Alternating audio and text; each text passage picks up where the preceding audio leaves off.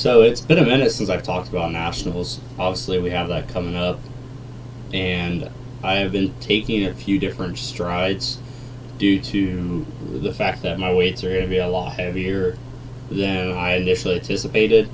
And that's strongmen. They will change the weights at any given time, so stuff probably will change between now and 6 weeks because we are 6 weeks out.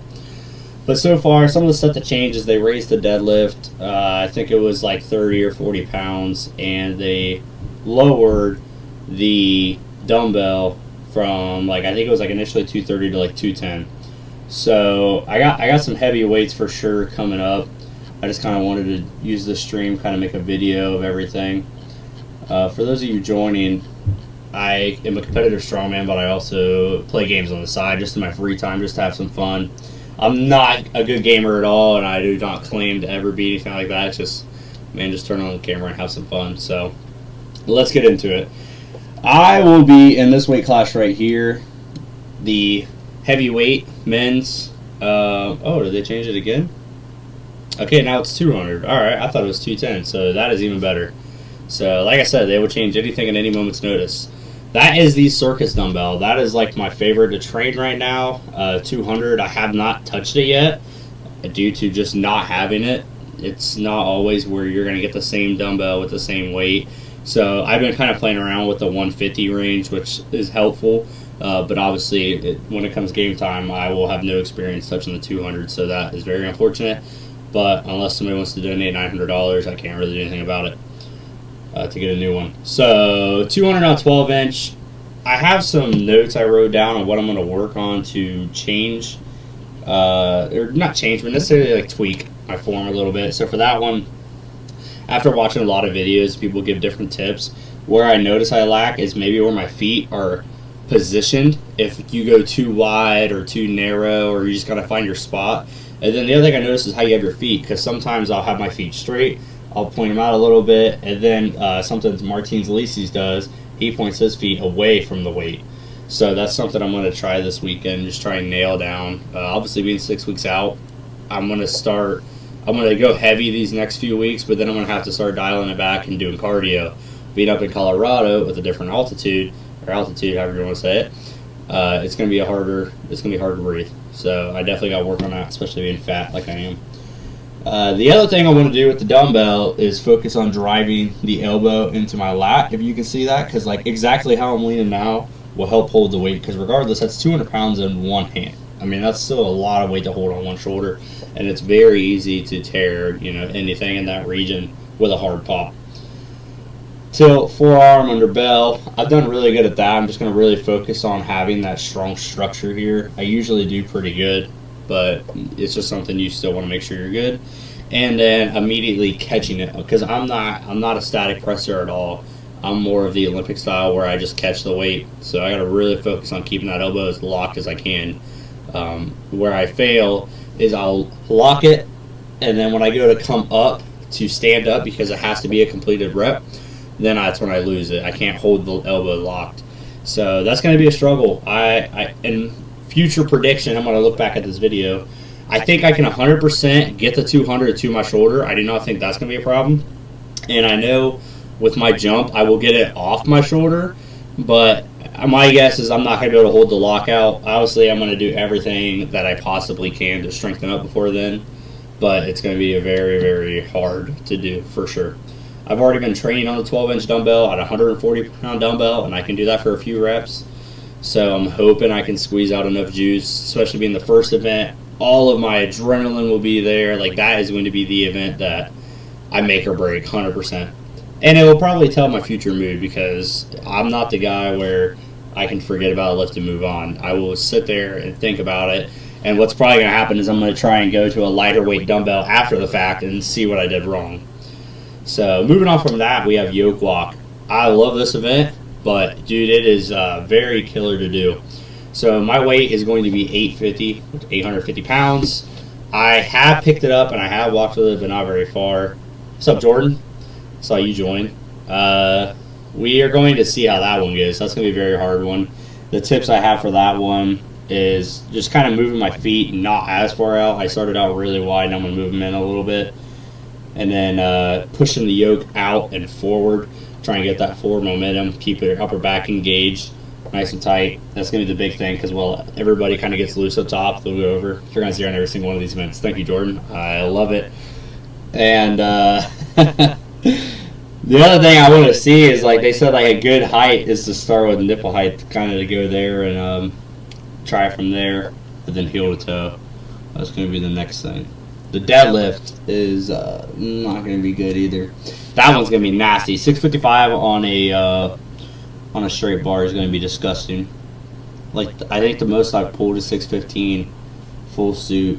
And I was actually at Halls one day, Jordan. You weren't there, but I know you've seen me pull like 605. I think is what I pulled a while ago. I'm going to have to hitch it. There's no way to say it. Jordan's going to kill me for this, but I have to hitch it. There's no other way I can do it. I just don't have the strength or the form or the mentality yet to not do it.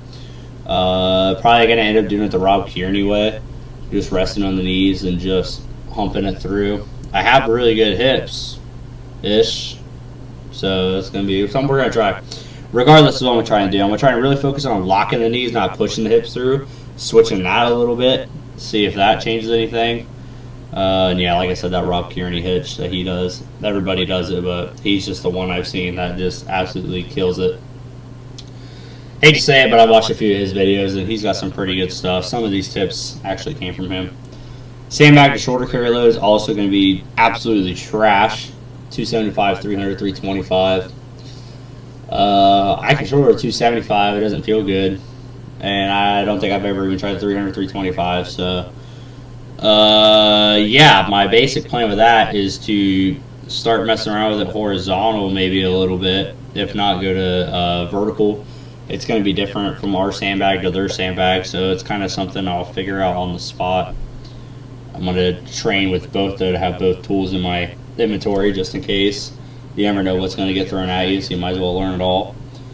And then I need to learn with a horizontal how my hands are going to go because it's a different setup. So with my one hand, push and rotate, with one hand, pull behind my head. So that's going to be kind of what I work on this weekend a little bit. And the Stoner 385 is going to be a true test of my strength towards the end because, like I said, those are all weights that I have either barely done or haven't done. And it is no joke. And I am weak. I'm a little... I guess I can't cuss anymore because I'm probably going to get banned. Family friendly. So, yeah, I'm a bad word. But 385 Stoner bar is going to be pretty nasty. I can't remember what the height is. I think it's like 52 inches. But... man, I don't know. I was killing it at Stones for a while, but we dropped off from changing buildings.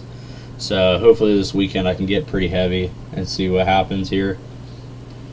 35 is going to be a pain for sure. But like I said, I'm going in with intentions of just finishing without an injury. That's like my whole goal. I really just want to go and just have fun and just see what happens. It doubles as a vacation. Obviously, I'm taking it as serious as I can, and I've been working my butt off. Can't cuss, no cussing. Work my butt off to get to where I'm at, and everybody that trains with me or watches my videos can see the improvement in that short amount of time. To where I couldn't even lock out like a 120 dumbbell, and now I can do it as a warm up. It's nothing to me. So obviously, we're gonna keep progressing. We're still 100% natural, so.